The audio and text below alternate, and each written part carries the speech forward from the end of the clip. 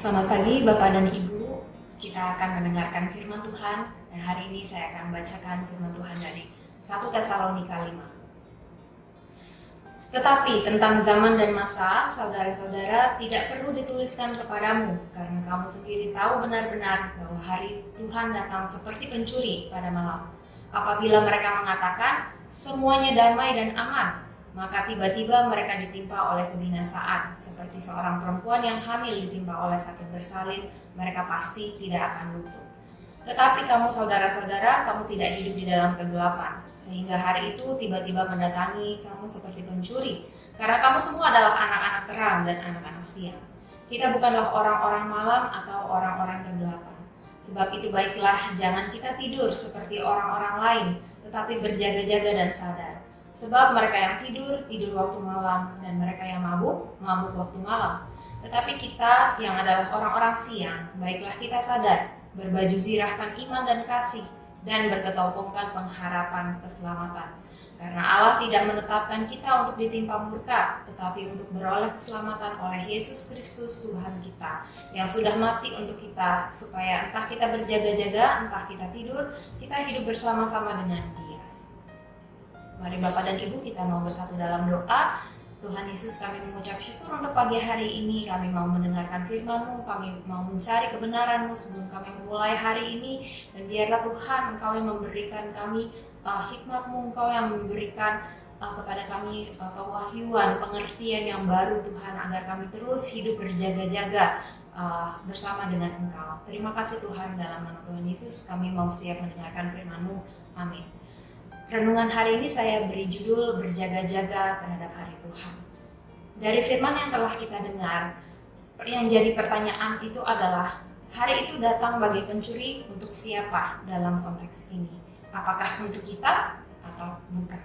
Kalau kita lihat kembali, kita tinjau kembali, hari itu akan datang bagi pencuri untuk mereka yang tertidur, mereka yang hidup dalam kegelapan, mereka adalah orang-orang yang tidak waspada dan tidak tinggal dalam terang.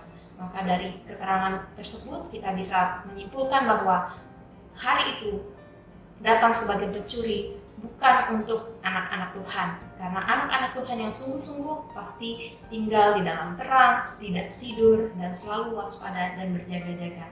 Dan itu yang perlu kita cross-check dalam hidup kita sehari-hari. Apakah hari-hari ini kita tertidur? Apakah hari-hari ini kita tetap waspada? Apakah kita tetap tinggal hidup di dalam terang sesuai dengan kehendak Allah? Tidur itu maksudnya bagaimana? Tidur itu maksudnya adalah hidup di dalam dosa. Tidur itu juga bisa berarti mati. Dalam bahasa aslinya dosa itu adalah hamartia, yaitu meleset dari sasaran. Dan ketika seseorang itu hidup, meskipun kita telah bertobat, tetapi kita masih tetap harus menjaga hidup kita. Kita masih bisa keluar dari hadirat Tuhan, keluar dari anugerah Tuhan. Orang yang jatuh dalam dosa itu tidak terjadi dalam waktu semalam. Itu pasti terjadinya perlahan-lahan. Kita tahu kehendak Allah. Kalau misalnya Tuhan meminta kita untuk merenungkan firman Tuhan siang dan malam setiap hari, dan kita mulai skip 1, 2, dan 3 hari dan kemudian menjadi terbiasa, dan akhirnya kita berhenti merenungkan firman Tuhan dan menggantikannya dengan suara-suara yang lain yang akhirnya membawa kita keluar dari kebenaran, membawa kita kepada negative thinking, overthinking, anxiety, depression, yang akhirnya membuka celah untuk dosa akhirnya masuk. Atau kalau misalnya kita tahu kita harusnya datang ke persekutuan, tetapi kita malah menjauhi persekutuan, mungkin karena konflik, karena kesibukan, atau karena alasan apapun itu, dan akhirnya menjadi terbiasa. Akhirnya kita lama-lama tidak lagi menjadi peka terhadap dosa dan terlena dalam kesibukan keseharian, termasuk pekerjaan, pelayanan, dan tanpa sadar hati kita menjadi keras dan susah untuk ditegur, dan akhirnya kita hidup dalam kekuatan kita sendiri. Kita tidak mengandalkan Tuhan lagi, dan akhirnya kita terbiasa untuk hidup di luar kehendak Tuhan dan melakukan berbagai kejahatan. Pertanyaannya adalah, apakah yang menjadi kehendak Tuhan? Yaitu merenungkan firman Tuhan siang dan malam, menyembah setiap hari, hidup dalam pertobatan setiap saat, bersaksi, dan juga mau ditegur, yaitu bertobat setiap hari. Pertanyaan berikutnya adalah, apakah mungkin orang yang sudah lahir baru kemudian terhilang? Kita bisa lihat dari ayat 9-11. Itu bukanlah kehendak Allah untuk kita binasa. Tetapi kalau kita yang memilih tidak mau bertobat dan kembali kepadanya, maka 2 Tesalonika 1 ayat 8-9 akan terjadi. Saya bacakan, dalam kuasanya di dalam api yang bernyala-nyala dan mengadakan pembalasan terhadap mereka yang tidak mau mengenal Allah dan tidak mentaati Injil Yesus Tuhan kita. Mereka ini menjalani hukuman kebinasaan selama-lamanya, dijauhkan dari hadirat Tuhan dan dari kemuliaan kekuatannya. Bapak dan Ibu, sesungguhnya neraka yang sesungguhnya adalah ketika kita jauh dari hadirat Tuhan. Karena di dalam hadirat Tuhan kita menemukan kedamaian, kebebasan, berbagai jawaban dan kelepasan. Dan berarti kalau di luar hadirat Tuhan, maka kebalikan dari itu semua yang akan terjadi. Kebalikan dari berkat adalah kutuk, kebalikan dari damai adalah kekhawatiran, anxiety, dan juga banyak hal yang berlawanan dengan hal itu.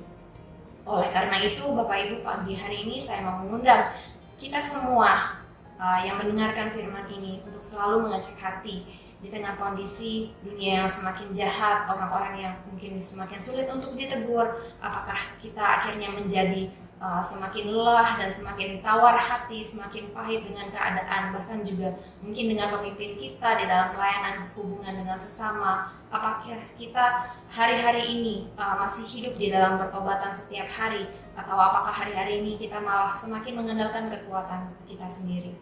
Saya lanjutkan di ayat yang ke-11, karena itu nasihatilah seorang akan yang lain, dan saling membangunlah kamu seperti yang memang kamu lakukan. Berarti kita tidak bisa sendiri, kita membutuhkan saudara-saudara seiman untuk terus membangun kita di kala lemah. Jadi gunanya kita ada di komunitas adalah tempat kita untuk saling terbuka. Mari kita jangan saling menghakimi kalau ada yang sedang mengaku dosa atau sedang butuh didoakan dan sedang lemah. Mari kita saling membangun supaya kita boleh sama-sama berjalan dalam kehendak Tuhan dan akhirnya menang dan menerima mahkota kehidupan. Bapak dan Ibu sekalian, di tengah berita yang semakin gonjang-ganjing ini ada sebuah berita baik yang mau saya sampaikan. Menjelang hari-hari kedatangan Tuhan adalah masa percepatan. Tuhan mau agar kita semua mengalami pemulihan, kemenangan, dan terbebas dari setiap ikatan-ikatan yang ada yang memberatkan kita. Kenapa? Karena Tuhan mau agar saudara dan saya memberikan kesaksian yang hidup, menjadi saksi yang hidup akan kebaikan Tuhan.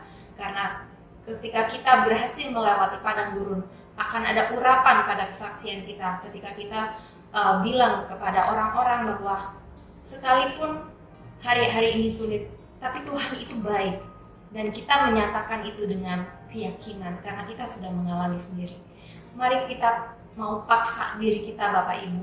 Setiap hari kita usahakan, selain kita membaca firman Tuhan, berdoa, dan juga jangan lupa untuk terus mendeklarasikan firman Tuhan untuk dirimu sendiri, untuk pekerjaanmu, pelayananmu, orang-orang yang kau layani, dan bahkan juga bangsa dan negara ini. Dan saya encourage untuk kita tidak ikut-ikutan mengutuki bangsa kita dan pemerintahan kita apapun, karena Tuhan mau agar kita release blessings. Karena tentunya setiap keluhan, makian kita itu juga tidak akan menolong, tapi mari Tuhan mau untuk kita juga berdoa, dan Tuhan pun mau agar kita bersaksi. Mungkin bisa dengan hal-hal yang simpel ke orang-orang. Kita bisa mulai dari teman-teman, saudara-saudara seiman. Kalau mereka sakit kita doakan, kalau mereka kesusahan kita ajak mereka untuk saling berdoa, ambil doa puasa kalau mereka sedang dalam permasalahan yang pelik. Atau bahkan kepada orang-orang di sekitar kita juga bisa kita sampaikan 10-15 menit, katakan, ya mungkin kondisi hari-hari ini sedang sulit, apalagi rupiah melemah, tapi percayalah Tuhan itu baik dan Tuhan akan memelihara hidupmu. Hal-hal simpel seperti itu. Atau mungkin kalau kita banyak bergaul dengan pengusaha, kita bisa ingatkan, pakai otak itu susah, butuh hikmat, maka mintalah sama Tuhan. Ingatkan hal-hal seperti itu. Atau bisa juga ingatkan kepada orang-orang yang sedang membutuhkan kesembuhan. Sakit apapun, percayalah, kalau engkau sudah putus harapan dan tidak ada lagi jalan keluar dari dokter, cukup bilang, dalam nama Yesus saya akan sembuh. Lalu pergi dan tinggalkan, kecuali mereka minta didoakan. Itu tidak memakan waktu lama-lama, kita cukup menyampaikan hal itu dan kemudian kita pergi. Karena nanti Tuhan yang akan bekerja, percayalah, ini adalah masa-masa percepatan, engkau akan melihat masa-masa tuaian. Masa-masa di mana kita penuai dan pembajak, semuanya akan bekerja bersama dengan Roh Allah. Mungkin kita tidak akan melihat, tapi Tuhan yang akan pakai kesaksian kita untuk memenangkan jiwa-jiwa. Dan di tanggal 7 Juni hari Minggu ini, Bapak Ibu, gereja-gereja Tuhan serentak akan mengadakan movement Indonesia Menyembah. 1 juta penyembah, 1 jam. Dan saya mau mengajak Bapak dan Ibu untuk ikut dalam movement ini, karena kita di dalam ibadah akan melaksanakan penyembahan selama 1 jam. Mari jangan lewatkan, dan kita sama-sama mau lepaskan berkat untuk bangsa dan negara kita. Kita mau bawa Indonesia ke tangan Tuhan. Harapkan lawatan Tuhan terjadi untuk bangsa kita dan tuaian besar terjadi menjelang kedatangannya. Tuhan Yesus memberkati.